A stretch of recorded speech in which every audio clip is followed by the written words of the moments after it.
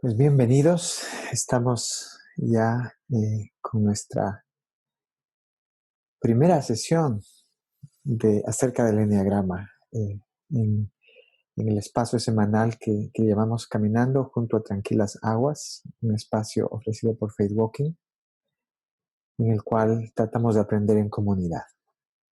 Hemos creado estas series acerca de aprender a vernos a nosotros mismos. Y esta sesión y probablemente las 9 siguientes van a estar enfocadas en aprender y explorar acerca del eneagrama como una herramienta para aprender a vernos a nosotros mismos. Así que bienvenidos, espero que esto sea útil, sea un tiempo útil. En esta primera sesión, mi intención es hacer una introducción del eneagrama y espero que tengamos un buen diálogo acerca del mismo, ¿verdad? Vamos a ir aprendiendo acerca del eneagrama en las siguientes sesiones, más específicamente. Pero quisiera empezar con esta, eh, esta frase de David Benner. David Benner es un psicólogo y un seguidor de Cristo. Tiene muchísima experiencia en estos dos mundos de psicología y de formación espiritual.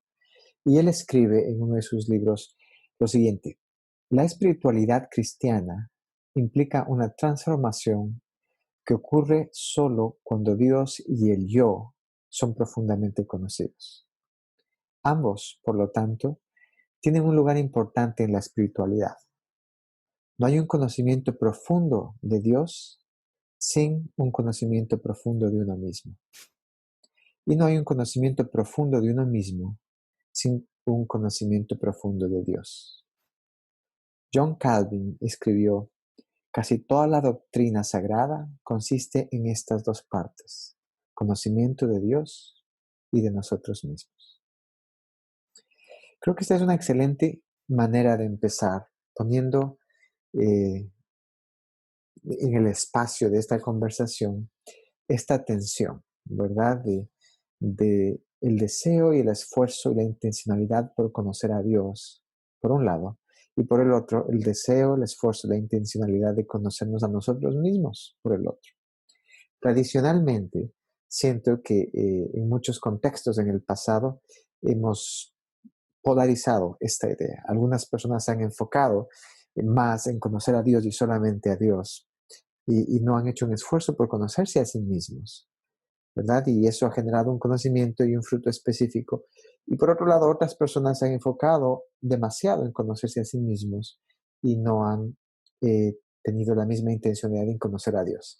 Yo lo suelo decir de esta manera. Pienso que cuando uno realmente, honestamente, auténticamente busca conocer a Dios, realmente no busca probar correcta o incorrecta una doctrina, sino que busca conocer a Dios, lo que sucede es que en esa búsqueda no solamente creo yo que encuentra a Dios, sino que también se encuentra a sí mismo, ¿verdad? Y de la misma manera, en una persona que realmente busca entender el origen de su esencia, ¿verdad? Quiero llegar a la esencia de quién soy yo. Y viene esa gran pregunta de quién soy yo.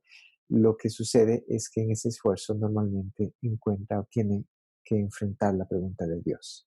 No porque digamos o yo diga que yo soy Dios, no, pero porque yo pienso que como ser humano, el origen de mi esencia y de mi existencia están en Dios. Así que esa es la tensión, ¿sí? De hecho, Francisco de Asís decía, hay una oración atribuida a él en la que él oraba a veces toda la noche diciendo: Señor, enséñame a conocerte y enséñame a conocerme. Así que esto no es nuevo. Tradicionalmente el camino espiritual ha estado aquí. Y creo que esta es una buena manera de empezar, porque el eneagrama no es nada más que eso. Al menos esa es la intención de estas conversaciones. El encontrar en el eneagrama nada más que una herramienta para aprender a conocernos a nosotros mismos en el contexto de querer conocer a Dios y conocernos a nosotros mismos. ¿Ok? Esto es una especie de paradoja, una especie de tensión. La vida espiritual, la caminata espiritual están llenas de lo mismo. Y de hecho hay muchos beneficios también en conocernos a nosotros mismos, psicológicos aparte espirituales. Así que, en fin, hablaremos un poco más de esa tensión. La caminata espiritual es un proceso de transformación, ¿verdad? De eso habla David Benner en su frase. Y así que somos transformados hacia la imagen de Cristo. ¿Sí? Cuando en Efesios el apóstol Pablo dice que este proceso se refiere a la santificación, ¿verdad? Ese proceso continuará, dice, hasta que todos alcancemos tal unidad en nuestra fe y conocimiento del Hijo de Dios, que seamos maduros en el Señor, es decir, hasta que lleguemos a la plena y completa medida de Cristo, o estatura de Cristo, dice otra de las traducciones de la Biblia, ¿verdad? Así que, de alguna manera, eso no significa que yo voy a ser completamente transformado en Jesús y voy a tener barba o no me refiero a este tipo de transformación física, sino a una transformación espiritual en la cual Marcos sigue siendo Marcos, pero no el Marcos alejado de Cristo, sino Marcos termina siendo el reflejo y la intención de Dios cuando creó a Marcos. Y en medio de ese reflejo e intención, definitivamente está Cristo. Es una expresión de Cristo. Esto es un misterio maravilloso. Lo vemos que en Corintios dice que al final lo que quedará es Cristo habiendo redimido todo. Y Él se da la vuelta y de alguna manera Él mismo se presentará nuevamente al Padre diciendo, todo ha sido redimido, todo está de acuerdo a tu diseño, todo está completo en el sentido de la redención. Sabemos que en la cruz su obra fue completa y estamos viviendo el tiempo de esa redención en nuestras vidas, ¿verdad? Y esperamos que también en el mundo, en la creación entera, ¿verdad? Así que en Faith Walking, cuando hablamos de formación espiritual, hablamos de transformación y tenemos claro cuál es el objetivo de esa transformación. Ser transformados, valga la redundancia, en la imagen de Cristo, en la estatura de Cristo. Así que ese es el contexto del enneagrama. ¿Ok? En este proceso necesitamos ser capaces de vernos a nosotros mismos, ¿verdad? Yo lo digo de esta forma con mucha frecuencia, porque yo no puedo quitarme algo que yo no sé de lo cual estoy vestido, ¿verdad? En Colosenses habla Pablo también diciendo que tenemos que dejar esa vieja naturaleza y vestirnos de la nueva naturaleza. Pero el caso es que no sabemos cuál es la vieja naturaleza si no somos capaces de verla, ¿verdad? Y el proceso de vernos a nosotros mismos implica no solamente ser conscientes de esa vieja naturaleza, ver lo que tenemos que quitarnos, sino que de alguna manera también implica el ser capaces de ver esa, no es nueva naturaleza necesariamente, porque es el diseño de Dios, estuvo ahí antes de nacer, estuvo ahí para mí antes de yo nacer, pero tenemos que ser capaces de ver también ese diseño de Dios. Así que ese es el proceso de vernos a nosotros mismos. Y en ese contexto nos sostenemos ahora en la idea del enneagrama simple y llanamente como un instrumento, como una herramienta para vernos a nosotros mismos. Y aquí la analogía, ¿ok? Una herramienta es tan útil como la persona que lo está utilizando, ¿verdad? Un martillo funciona muy bien para el carpintero que lo sabe utilizar, no funciona muy bien en las manos de un niño de 5 años, ¿verdad? O, dicho de otra manera, puedo decir también que un martillo puede ser un instrumento para construir y para bendecir y para hacer cosas buenas, o puede ser un instrumento para herir a otros. ¿Sí? Depende de cómo lo utilizamos. Y esto es útil pensarlo no solamente del enneagrama, sino de todas las prácticas espirituales.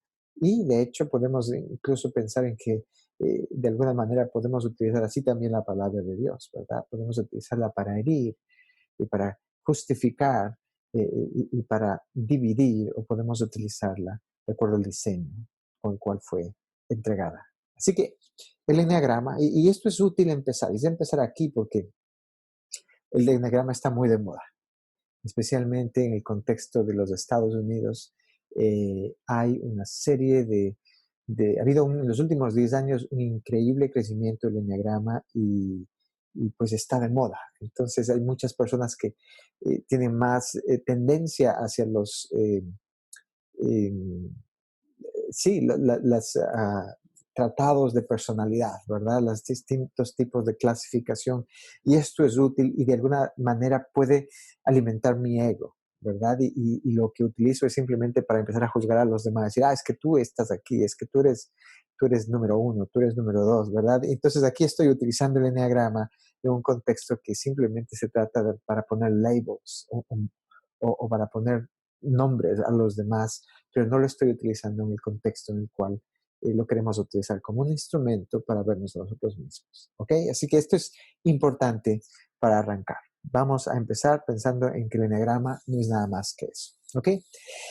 Para empezar en esto, y esta es una excelente manera de iniciar el entendimiento del enneagrama, ¿verdad? Yo le llamo el conflicto de dos identidades. Hay un muy buen libro que se llama El yo que perder o el yo que encontrar, que está escrito originalmente en inglés, hay una traducción en español, y que creo que hace una de las mejores explicaciones que he leído yo acerca de lo que tradicionalmente se llama la verdadera identidad y la falsa identidad.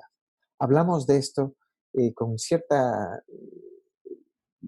diría yo, disciplina en el contexto de Faith Walking cuando hablamos de formación espiritual. El conflicto de dos identidades en usted y en mí es un conflicto entre mi verdadera identidad y mi falsa identidad, ¿verdad? Y todos las vivimos de una manera u otra. Su verdadera identidad, rápidamente, para tratar de clarificar esto desde el punto de vista bíblico, ¿verdad? En Génesis se inicia todo en la creación, ¿verdad? En Génesis 1 dice, es el escribir o el describir la creación. Así que Dios creó a los seres humanos a su propia imagen. A imagen de Dios los creó, hombre y mujer los creó. Entonces Dios miró todo lo que había hecho y vio que era muy bueno. ¿Sí? Este es el inicio de la creación. Yo le llamo la bendición original, ¿verdad? Estamos acostumbrados a escuchar la idea del pecado original y creemos que la historia empieza en el pecado original. Pero es importante recordar que la historia empieza antes del pecado original, con una bendición original, con un deseo de Dios de crear, y no solamente con una creación de Dios, sino también con un Dios diciendo que era muy bueno, que es muy bueno. Ese es el origen y la esencia del diseño de Dios para nuestra vida en Cristo. ¿Ok? Su verdadera identidad está basada en un diseño de Dios. No es que Dios simplemente creó y dijo, bueno, pues allá, a ver cómo les va. Vamos a ver, y hay mucha discusión teológica acerca de eso, ¿verdad? Si es predestinación o no. No quiero entrar específicamente en esa discusión, tratando de entender cosas profundas de Dios, pero sí entender que el origen de Dios y el corazón de Dios es bueno, y existe un diseño, y en ese diseño existe un Dios diciendo que fue muy bueno. Y lo puedo decir de la misma manera de mí. Antes de hablar de las cosas buenas o malas de Marcos, del comportamiento bueno o malo de Marcos, de las virtudes o los defectos de Marcos, tengo que empezar reconociendo que Marcos fue creado, porque está en Cristo, fue creado en un diseño de Dios y un origen de Dios en el cual era muy bueno. Si no afirmo ese lugar para iniciar a verme a mí mismo, voy a estar aterrorizado simplemente de la idea de lo único que voy a ver en mí va a ser malo. Y créanme, hay cosas malas, sí, pero no todo lo que vemos de nosotros mismos necesariamente tiene que ser malo. El diseño y la intención de Dios en mí son buenas, ¿verdad? Y si no lo fuera así, créanme que no estaría aquí, ¿verdad? En fin, ese es el primer pasaje. El segundo pasaje, Efesios 2:10, rápidamente. Pues somos la obra maestra de Dios, dice la Nueva Traducción Viviente. Somos la obra maestra de Dios. Él nos creó de nuevo en Cristo Jesús, a fin de que hagamos las cosas buenas que preparó para nosotros tiempo atrás. Famoso pasaje de Efesios, ¿verdad? Creados en Cristo para buenas obras que Dios preparó en Cristo de antemano para nosotros. ¿Se dan cuenta? De antemano, creados en Cristo para buenas obras. Hay algo bueno en su verdadera identidad. Hay algo bueno en el propósito de Dios para usted. Otro pasaje. Hay muchos pasajes más que podríamos hablar. He elegido 3 nada más. Gálatas 2:20. Habla Pablo en su famoso discurso que da testimonio de la redención. Dice, mi antiguo yo ha sido crucificado con Cristo. ya no vivo yo, sino que Cristo vive en mí. Así que vivo en este cuerpo terrenal confiando en el Hijo de Dios que me amó y se entregó a sí mismo por mí. ¿Verdad? Aquí estamos hablando de cosas espirituales. Ya no vivo yo, sino que Cristo vive en mí. ¿Verdad? Son capaces, soy capaz, es Marcos capaz de decir lo mismo, ya no vivo yo, sino que Cristo vive en mí.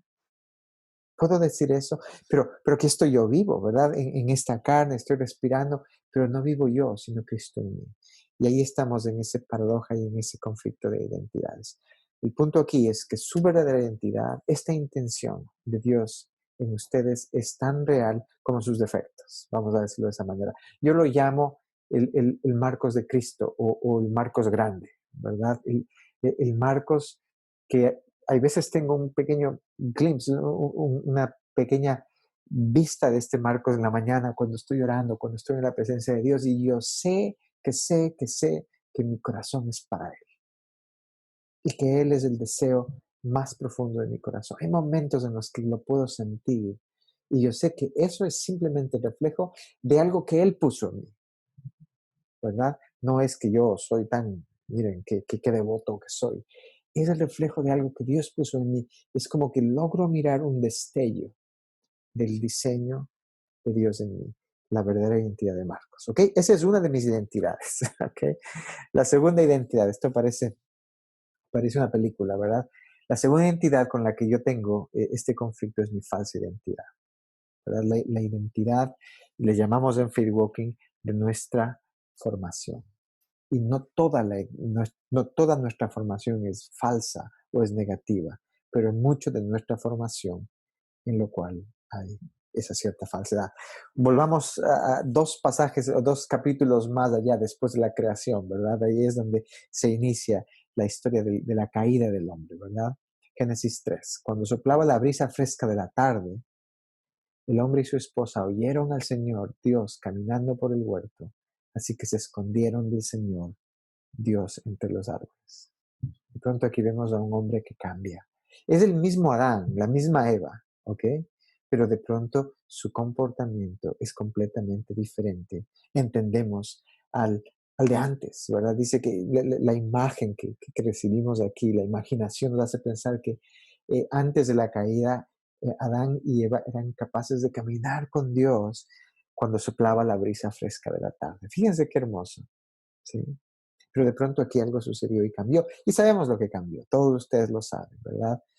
Se da la caída del hombre, la desobediencia, y el mismo Adán deja de ser el Adán de antes y es un Adán que se esconde de Dios. Antes de que Dios diga nada, antes de que sea juzgado o condenado por nadie, pero es su propia conciencia, no lo sé, algo cambió y vemos el nacer de esa falsa identidad. Así que no solamente es mi primera formación, como decimos en Faith Walking, y las experiencias, es el peso de la caída del ser humano. ¿Sí? Podemos decir el pecado original, pero eso está conectado con mi falsa identidad. Otro pasaje, Romanos 7, 21, 23. Excelente imagen de esto, ¿verdad? Es Pablo otra vez hablando de este conflicto de dos identidades. Dice, he descubierto el siguiente principio de vida, que cuando quiero hacer lo que es correcto, no puedo evitar hacer lo que está mal.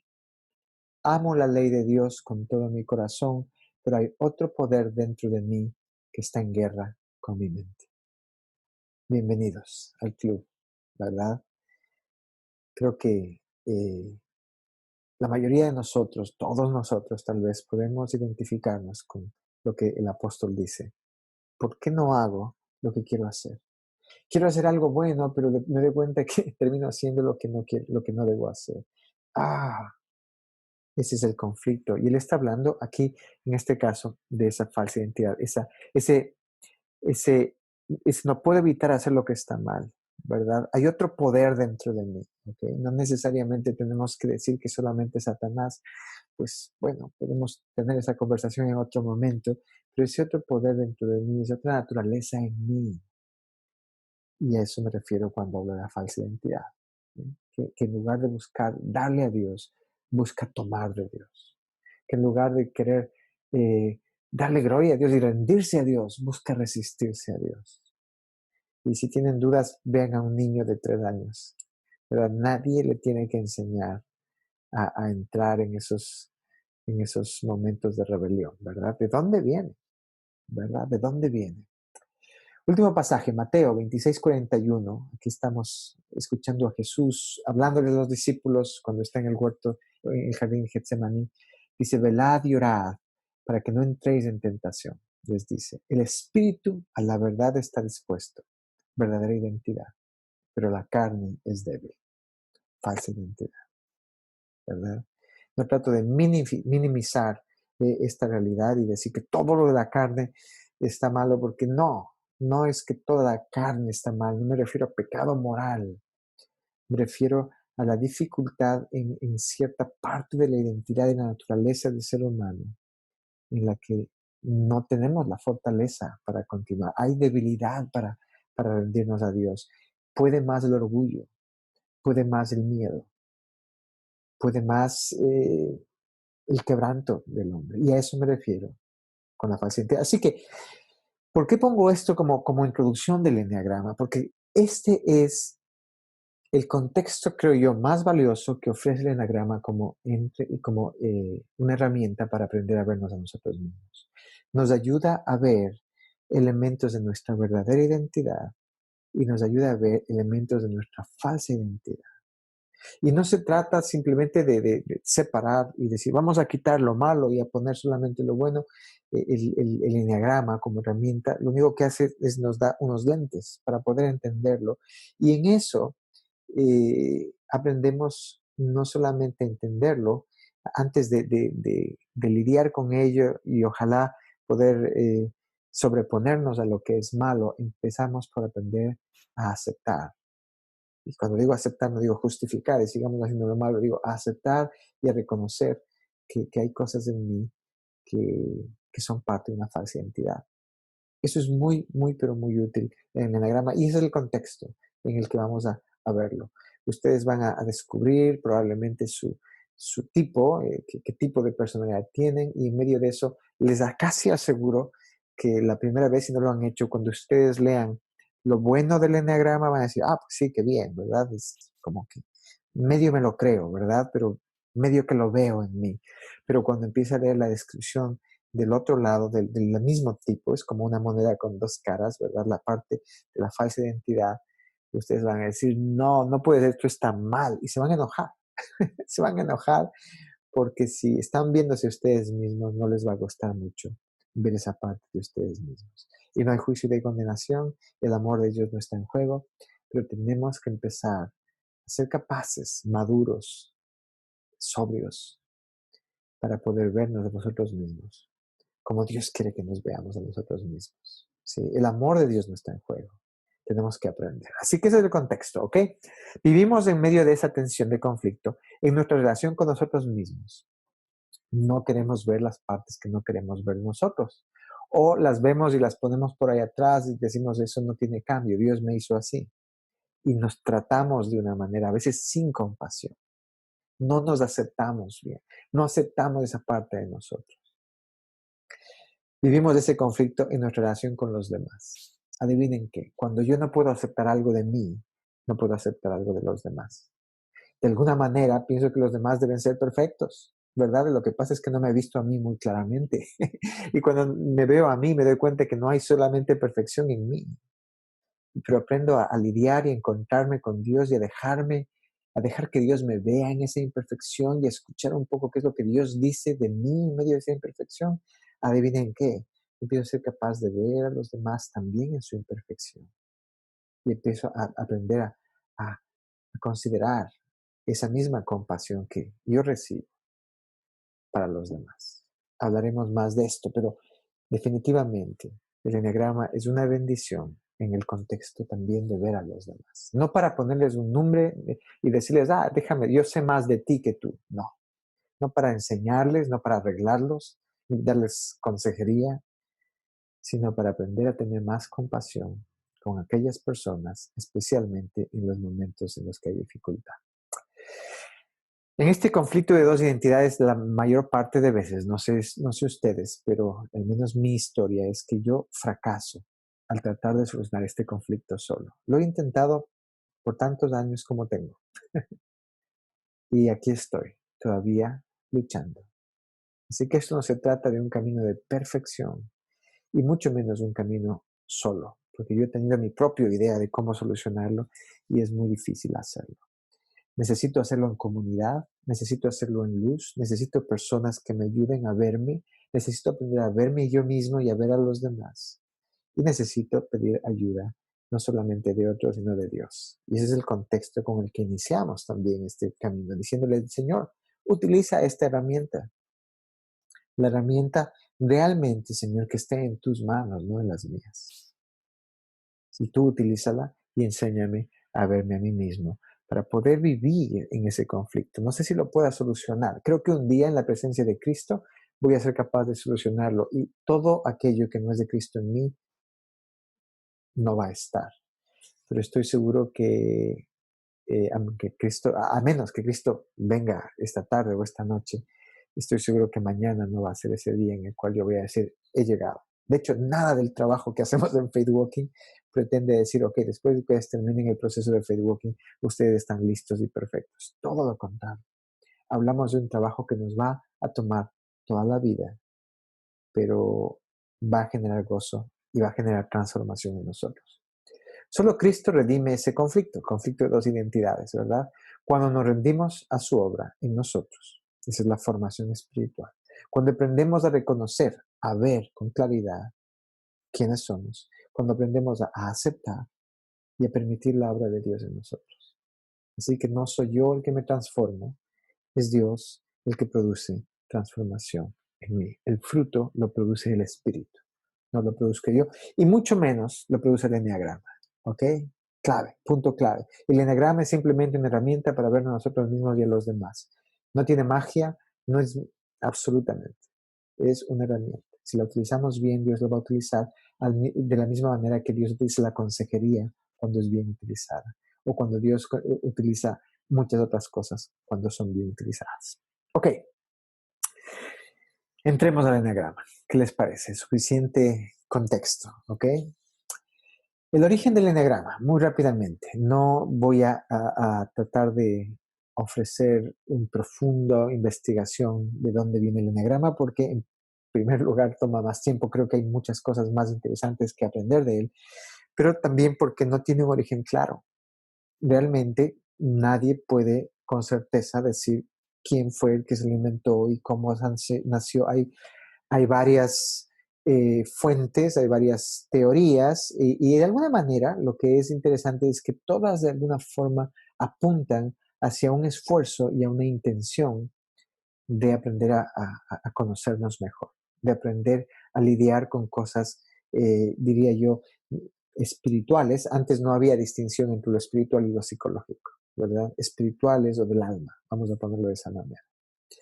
El enneagrama es utilizado precisamente porque no tiene un origen claro. Ustedes, si ustedes hacen un Google, ustedes ponen en el internet, en Google, enneagrama, van a encontrar una serie de cosas, algunas bonitas, otras nada bonitas, unas feas, completamente, y es decir, es muy confuso. Les digo que, adivinen que si ustedes ponen a Cristo o Jesús y lo ponen en Google, también van a encontrar un montón de cosas, muchas feas y horribles. Así que ese no es el punto. El Google o el Internet no es nuestro tema, pero nada más es bueno que ustedes entiendan que hay muchos usos de estos. El martillo asesino, se me ocurre pensando en una herramienta, ¿verdad? El martillo que construyó la casa de mi vecino, o el martillo que sanó al enfermo, o el martillo que mató a alguien. Es decir, no se trata de eso, sino de buscar a Cristo en medio de esto.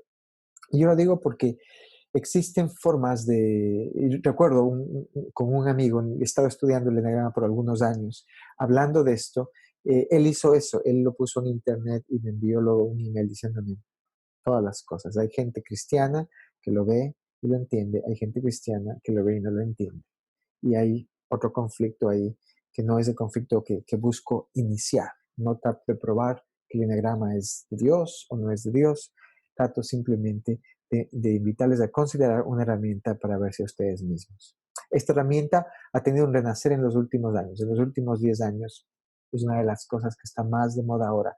Y hay que tener cuidado con eso, ¿verdad? Las cosas muy de moda a veces empiezan a perder cierto sentido, ¿verdad? Hay cosas por ahí que dicen enneagrama y Starbucks.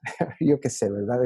El enneagrama y el tipo de helado que me gusta, el sabor de helado. No buscamos eso, ¿sí? Estamos siempre buscando lo que es de Dios en lo de Dios. Recuerden que Cristo dice, yo soy el camino, la verdad y la vida. Todo lo que es verdad. Eso, la espiritualidad tradicional dice que Dios es Dios de toda verdad. Dios es Dios de toda hermosura y Dios es Dios de toda bondad. Así que todo lo que es verdad lleva hacia Dios. Todo lo que es realmente hermoso, no me refiero a una hermosura desadaptada, sino que realmente en el amanecer, en el atardecer, en un niño siendo un niño, de alguna manera vemos un reflejo de Dios. Y en todo lo que es verdad, en todo lo que es bueno, también vemos a Dios. En fin, las raíces que les quiero mencionar simplemente del enneagrama, las más probables lo ponen y lo colocan en la época de lo que llaman los padres y madres de la iglesia, ¿verdad? Más o menos 300 años después de Cristo, cuando Constantino se convirtió en emperador y se convirtió a Cristo, ¿verdad? Y de pronto cristiandad se convirtió en la religión oficial del Estado, ¿verdad? Del imperio. Muchas personas, padres y madres de la iglesia, eh, no vieron su espiritualidad vivir bien ahí. Recuerden, hasta ese entonces, los cristianos eran perseguidos, los cristianos eran sacrificados en los coliseos, etcétera. Había persecución y en medio de esa persecución el cristianismo creció. Ese es el contexto del inicio, incluso en la época de Cristo, ¿verdad? Y lo que vemos en el libro de Hechos. Pero en el año 300 esto cambió, de pronto todo el mundo empezó a ser cristiano, tal vez incluso por motivos de conveniencia, ¿verdad? Porque era lo que era el emperador. Algunas personas que buscaban esencia espiritual dejaron la ciudad y fueron a los desiertos. Y ahí se fundaron las primeras hermandades, digamos, de cristianos. Y hay muchísimos, hay una gran tradición de aprendizaje y de teología que vienen de allá, padres y madres. No voy a los detalles, pero es un momento interesante en la historia y es un aprendizaje interesante para nosotros. La teología de los pecados y las virtudes cardinales o capitales está conectada aparentemente al enagrama. Y ustedes pueden escuchar eso ahora decir, es que eso es pues católico. Bueno, sí, porque en esa época solamente eso es lo que existía. No se había dado la reforma, pero ese es el origen de nuestra fe. Y cuando hablan de pecados y virtudes cardinales, no se referían solamente a pecados morales, de hecho se referían a pasiones. Ellos estaban buscando más el diseño del alma del ser humano, que a veces tiene una pasión, ¿verdad? Y esa pasión puede ser positiva y negativa. Eso es lo que estaban buscando y de ahí salieron ciertas cosas como los pecados y virtudes cardinales. Puse una lista simplemente para que ustedes la lean, ¿verdad? La tradición de pecados y virtudes o pasiones y virtudes cardinales habla, dice, contra la soberbia, humildad. Fíjense que solamente eso es útil. Ah, qué bien. Sí, estoy de acuerdo. Contra la avaricia, generosidad. Contra la lujuria, castidad.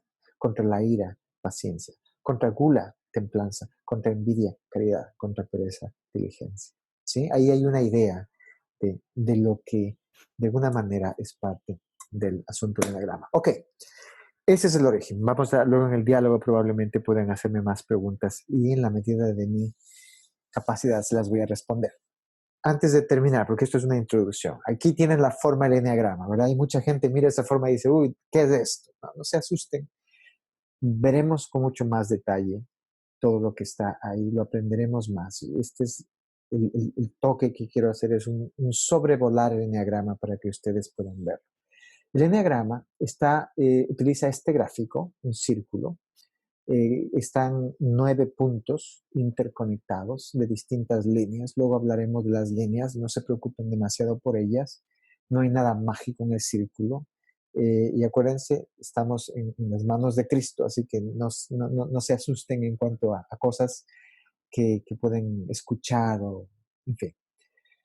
El enneagrama habla de 9 tipos de personalidad, ¿sí? Cada tipo de personalidad está evidenciada por un número y hay muchos términos, ¿sí? que le dan a cada número. Vamos a ver cada número cada semana, así que hablaremos de ello, pero voy a empezar con el número 1, a la derecha, perfeccionista, es un tipo en el enneagrama, servicial, otro tipo, triunfador, sensible, pensador, leal, entusiasta, líder, pacificador. Hay muchos nombres. A lo mejor no les gusta mucho el nombre que yo he escogido, hay varios más. Vamos realmente a ir más allá del nombre.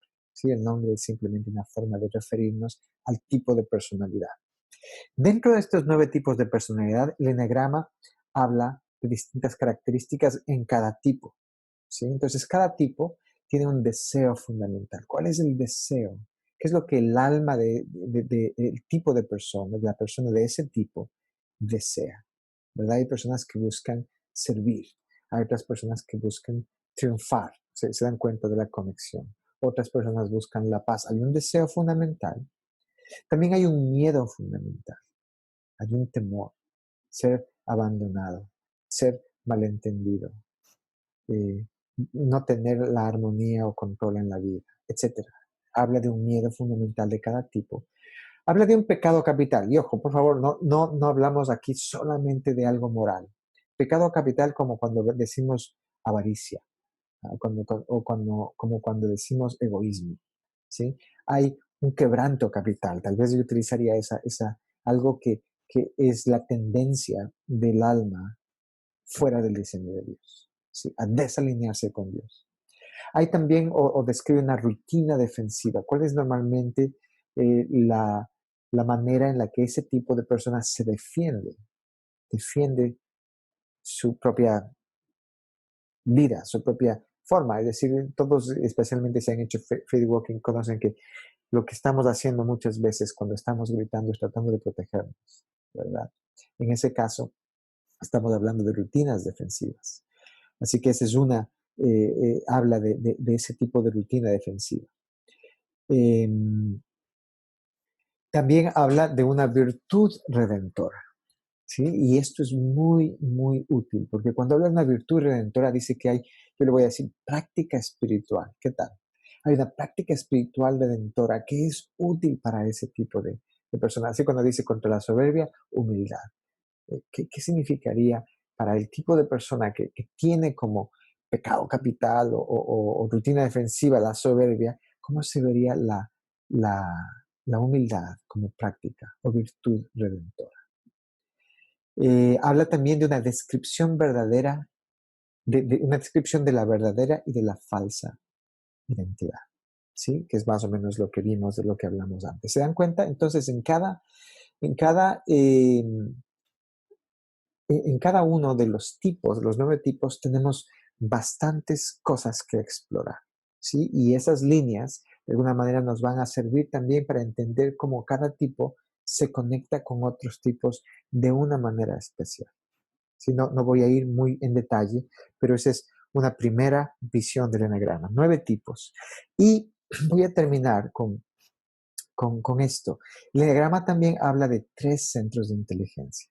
¿Sí? Ustedes ven que ahí hay 3 grupos de 3, ¿ok? El instinto 8, 9 y 1 son los tipos de personas. Esos 3 tipos de personalidad son personas instintivas. Tienen instinto como centro de inteligencia y hay otro centro de inteligencia que son las emociones y otro que es el pensamiento. Y cuando hablamos de centros de inteligencia, habla aquí es como otra perspectiva de cómo esas personas procesan información, toman decisiones, hablan de una emoción básica, vergüenza, miedo, culpa. La vergüenza es para las personas que procesan las cosas emocionalmente, su emoción básica es la vergüenza. Para las personas que procesan las cosas con el pensamiento, su emoción básica es el miedo.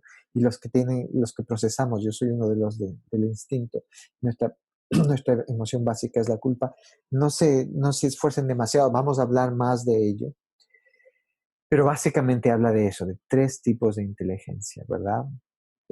cada tipo de inteligencia. Y esto es muy útil porque, fíjense, todos podemos de alguna manera relacionarnos con que cuando estamos tomando una decisión, las cosas que consideramos, hay cosas que son lógicas y obviamente pensamos las cosas y nuestras ideas, lo que es mejor, lo que es peor, analizamos. Eso es un centro de inteligencia, pensamiento, pero no es el único, ¿verdad? Porque no solamente procesamos las cosas de acuerdo a la conveniencia y la racionalidad de la decisión, también las procesamos emocionalmente, ¿verdad? Y vemos cómo se siente eso, qué produce esa decisión y muchas veces la emoción eh, de unirnos a los demás, de ser aceptados, de que nos rechacen, de que tenemos vergüenza o no, tiene mucho que ver en nuestras decisiones también.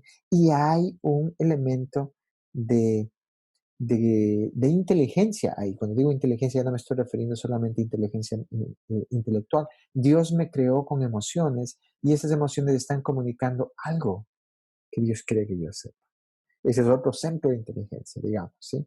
Y el instinto está muy enfocado con el cuerpo, está muy enfocado con ese, cuando digo, instintivo, ¿verdad? ¿Han tenido algún momento en el que dicen, eso no me suena bien? Yo no sé por qué, pero no me suena bien. No, no vayamos, no hagas eso. O no voy a hacer eso porque no. En inglés le llaman gut feeling. Es, es mi instinto. Hay algo en mí que me está diciendo que eso no es bueno. Y hay personas que han desarrollado este instinto no es magia. Esto no es como ser el de la Guerra de las Galaxias, ¿verdad? Mr. Yoda. No, es simplemente una capacidad de escuchar. Mucha gente habla a su cuerpo. En el centro de inteligencia es lo que mi instinto me está diciendo. Y ese instinto de alguna manera ha servido. Y podemos buscar espacios en la Biblia en los que vemos que hay esas sabidurías. ¿Ok? En fin, el enneagrama y faith walking, rápidamente. En el contexto de faith walking, voy a terminar con esto antes de abrir el diálogo. ¿Qué es lo que esperamos que el enneagrama haga? Esperamos que nos ayude a vernos a nosotros mismos y a los demás con más claridad. Eso es todo lo que esperamos. No queremos poner labels, no queremos tachar a la gente y decir es que tú eres un tal. No, queremos aprender a ver el regalo de Dios a través de los demás y el quebranto en los demás y a verlo con compasión. ¿Verdad? Queremos ver con claridad. Queremos aprender esperamos que podamos reconocer el diseño de Dios y en usted. Perdón, el diseño de Dios en usted y en los demás con más claridad, ¿verdad? Y poder ver la posibilidad, wow, decir, todas estas cosas son increíbles. Tú eres bueno para esto. Dios te ha dado una palabra de sabiduría en esto. Dios te ha dado un corazón para servir. Esperamos también reconocer los patrones de reacción ante la ansiedad en usted y en los demás. ¿Sí? Normalmente el tipo 8, por ejemplo, que es un tipo muy fuerte, ¿verdad? En el enneagrama, pues parece que es un bully, como dicen en inglés. Parece que, que- que lo que está haciendo es atacándome y realmente lo que nos damos cuenta es que muchas veces ese es un patrón de reacción. Probablemente ante la ansiedad o no necesariamente, pero eso es parte de la característica de esta persona. Y obviamente sería muy bueno que esta persona aprendiese a lidiar con ello. De hecho, les digo entre paréntesis, Madre Teresa, ¿verdad? Que todas la vemos y la conocemos como figura pública, ¿verdad? Parece que fue un número 8 en el enneagrama y es uno de los tipos más fuertes y más... Es increíble ver lo que el amor hace en el corazón de las personas. En fin, esperamos que el enneagrama nos ayude a considerar un entrenamiento espiritual más adecuado para usted. No podemos decir para los demás. Ojalá para los demás también, pero para usted. Y para los demás, si ustedes utilizan el enneagrama como una herramienta para aprender a ser entrenadores, especialmente aquellos que se están entrenando para ser entrenadores y facilitadores de Facebook. Es una herramienta muy útil. Finalmente, esperamos que el enneagrama nos ayude a crecer en compasión y aceptación de nosotros mismos y de los demás. ¿Sí?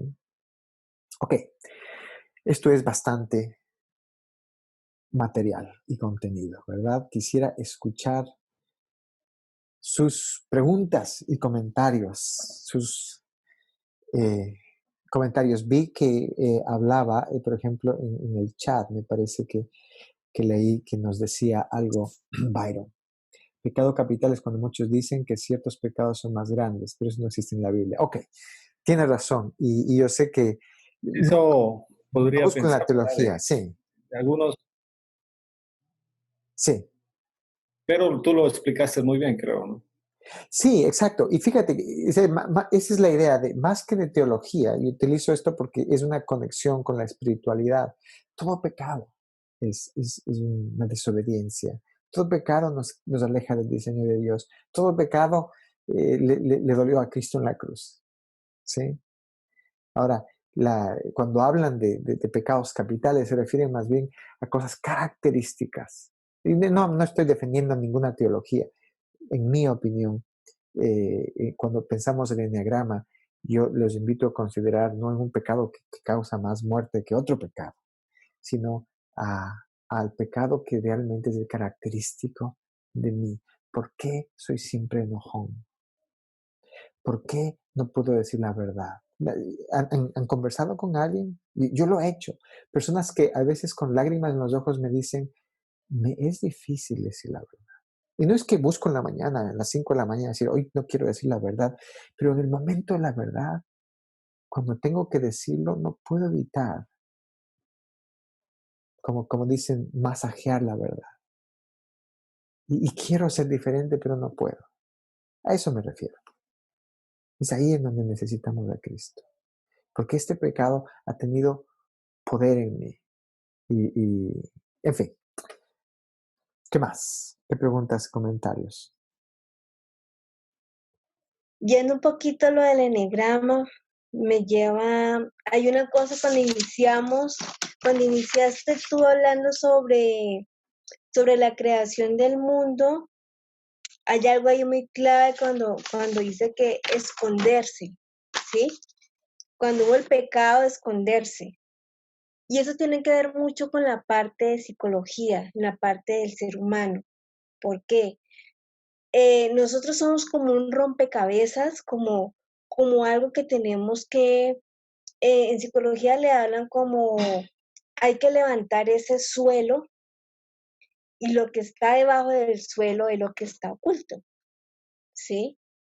Entonces viene el cincel, y va levantando esas capas, ¿ya? Entonces de esa misma manera en nuestra alma, de nuestra alma hay varias capas. Por eso es importante a la luz del Espíritu Santo ver esas capas que al ojo humano o a mí mismo no son reveladas. ¿Y por qué? Porque hay un mecanismo de defensa que no es fácil verlo. Este ejercicio, todos los que estamos aquí somos unos valientes, porque venir a vernos a nosotros mismos, ¿sí? Es un gran reto, ¿ya? Entonces, es muy importante la luz del Espíritu Santo para ver aquello que está oculto, que se escondió desde allá, desde la creación del mundo.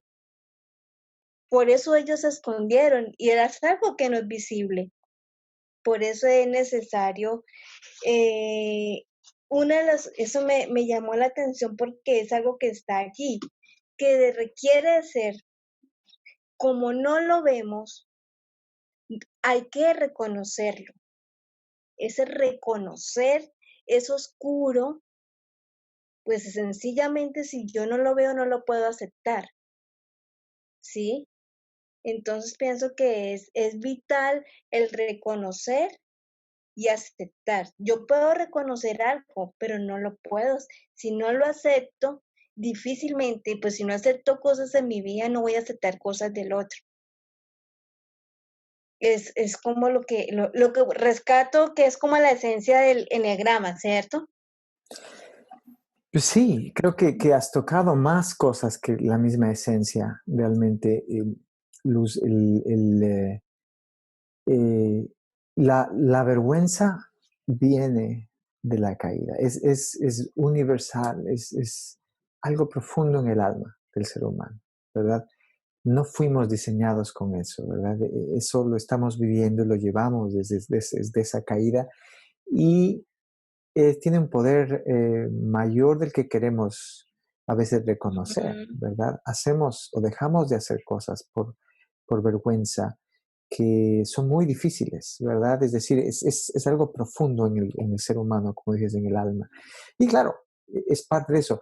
El enneagrama el enneagrama está enfocado simplemente en darnos una capacidad de vernos a nosotros mismos tal cual hay cosas. Vamos a tener que enfrentar la vergüenza, ¿sí? Ahora, lo que sabemos es esto, yo lo voy a decir de esta manera. Cuando yo trato de ver cosas difíciles de mí, tengo que enfrentar la vergüenza. Lo que destruye mi capacidad de verme a mí mismo es cuando lo hago en un contexto en el que soy juzgado o soy condenado inmediatamente, en donde hay, digamos así, un espacio que no es seguro. Porque lo que hago es cerrarme, aunque no quiera, me voy a cerrar. Yo siempre pongo el ejemplo de los niños, ¿sí? Cuando un niño comete un error y un adulto le empieza a gritar, simplemente es fácil ver lo que sucede en el corazón del niño.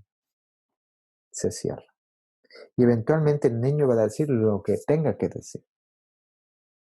Pero la vergüenza ha cerrado ese corazón. No podemos aprender. No hay una transformación real. Puede haber un cambio de comportamiento, pero no una transformación del alma, si no tenemos un corazón abierto.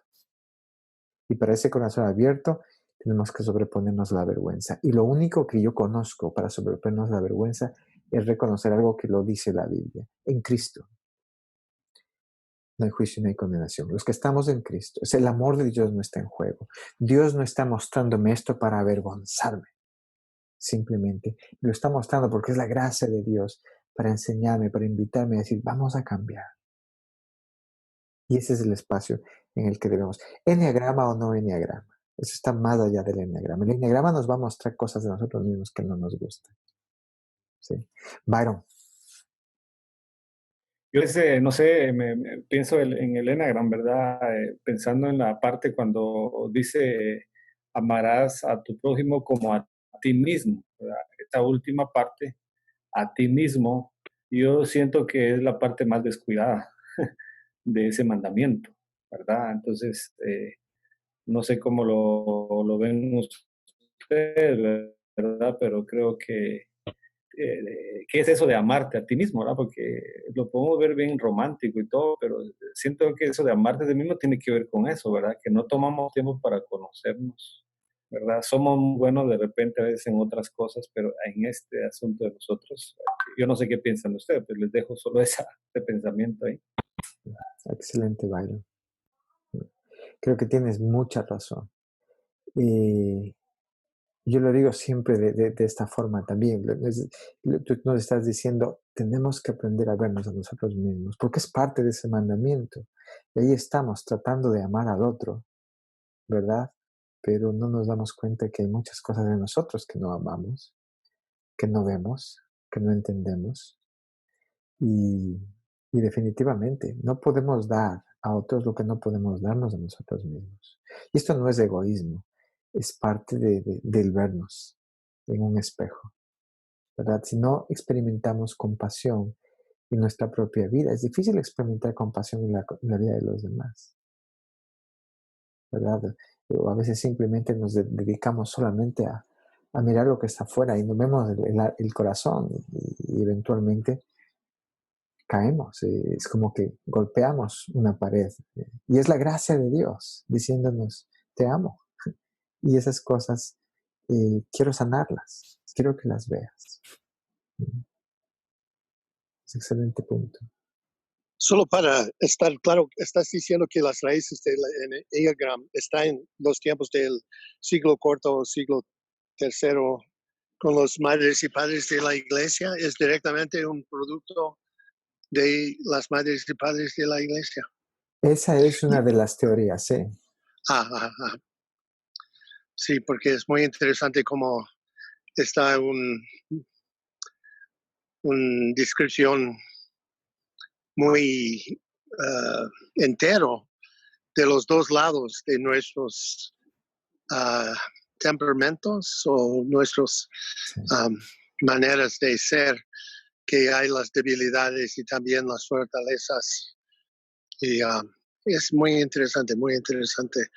Y gracias y agradezco mucho. Solo Sí. lo siento que desaparecí porque recibí un texto que es una emergencia, no hay agua en la casa. Entonces estaba en mi bolsa cuando estaba tratando a mirar el problema, pero agradezco mucho la enseñanza. Gracias, Marcos. De nada, Steve. Espero que se solucionen los problemas en casa. Y soy número 2, entonces tuve que arreglarlo inmediatamente. Sí. Tal vez ese es un buen punto, un poco la experiencia, ¿verdad? La experiencia personal. Recuerden que es eso, es una experiencia lo que nos transforma. El aprender a verme a mí mismo ha sido realmente una bendición personalmente en mi propia caminata espiritual. Y se inicia, en mi caso, se inició pues, no solamente, primero se inició con Cristo, con la convicción del Espíritu Santo, con muchas cosas que cambiaron en mi vida. En mi caso, continuó eventualmente con aprender de fuentes como Faith Walking, una de tantas fuentes, en las cuales la invitación era a ver la obra de Dios en mí, transformándome a mí también, y a poner atención en esas cosas que no siempre estaba mirando de mí, porque no existe juicio ni condenación, ¿verdad? Ese fue el siguiente eslabón para mí en cuanto a esto, empezar a reconocer ciertas cosas que yo no sabía que no sabía. En medio de todo esto han habido muchas otras escuelas, tal vez para mí, pero si les puedo decir, la idea del enneagrama ha traído en mí y empecé a estudiarlo con cierto recelo, con cierta precaución, ¿verdad? Simplemente viendo, primero porque no me gustan las teorías de personalidades.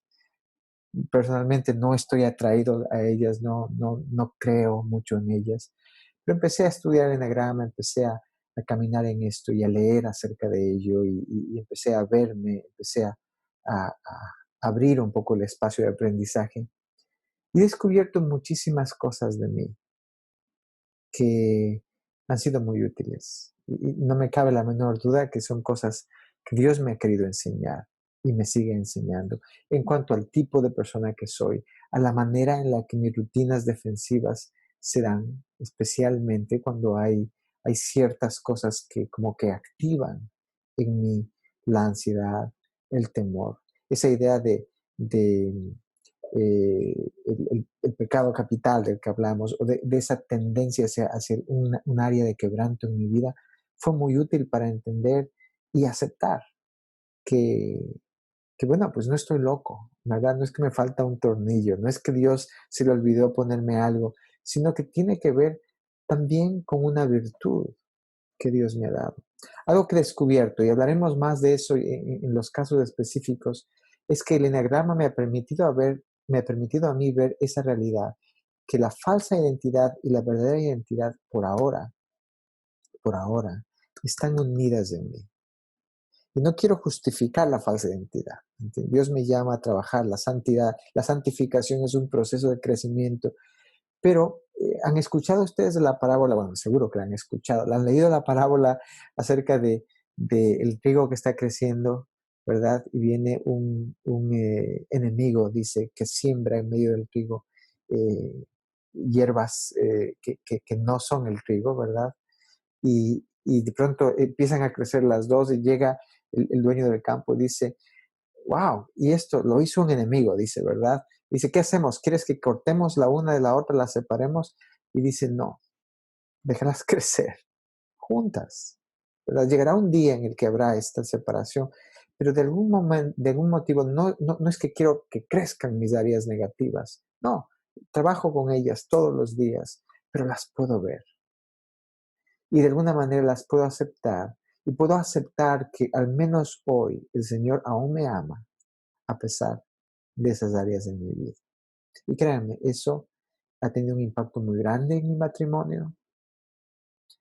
He podido aprender a ver a mi esposa con la misma atención de ver el regalo de Dios a través de ella y de ver las áreas en donde ella está trabajando también con compasión.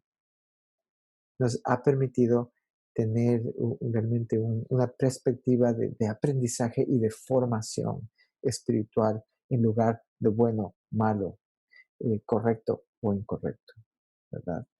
Normalmente es donde la vergüenza surge. Porque si hay algo incorrecto, no quiero que nadie lo vea. Y lo escondo. Y no hablo de ello. Y si alguien lo menciona, lo niego. No sé si ese es el caso o no. O simplemente me distancio emocionalmente. Esto ha sido útil para realmente aprender a entender que Dios está por nosotros. Y en medio de eso hay dones que Dios me ha dado a través de mi personalidad, que de hecho han sido muy útiles para afirmarme en hacer lo que estoy haciendo. Y ese es el otro lado del enneagrama, ¿verdad? Lo positivo. Marcos, no me demoro.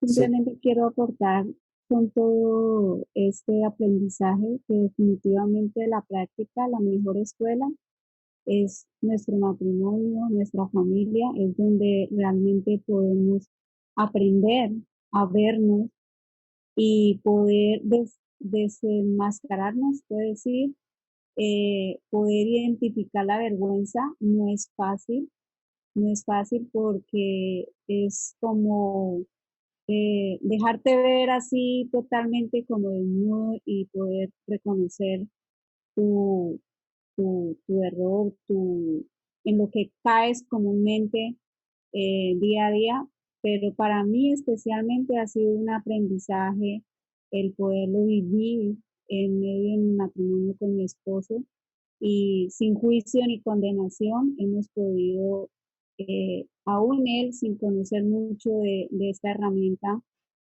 poder verse a sí mismo y podernos ver los dos a sí mismos y poder identificar en las áreas que necesitamos derribar esa falsa identidad, ¿no? Entonces, gracias por esta herramienta, por este aprendizaje que tú nos puedes brindar, porque sí nos ayuda mucho. Para mí, de verdad que ha sido una herramienta mucho de mucho crecer, de madurar. Puedo decir que la Lucila de hace un año a esta temporada, puedo verme a sí misma. O sea, antes no lo podía hacer, había mucha resistencia. Y he podido crecer un poquito, ¿sí? En esa parte de aprender a verse a sí misma, eh, es algo que es un diario vivir. O sea, tiene que ser algo de no solamente cuando vamos a tener tiempo con el Señor, sino que en cada momento tengo que verme a mí misma como estoy en mi práctica diaria. excelente, Lucila, gracias. Aprender, aprender. Eso es lo que escucho en todo eso. Aprender. Pues gracias a todos. Creo que es tiempo de dejarlos ir y pues invitarlos a volver el próximo jueves para iniciar realmente la caminata del enneagrama con cada tipo de personalidad. Quiero nada más despedirlos con esta bendición. Es la bendición que solemos utilizar al final de nuestros grupos, ¿verdad? El Señor te bendiga y te guarde. El Señor te mire con agrado y te extienda su amor. El Señor te muestre su favor y te conceda la paz. Que así sea.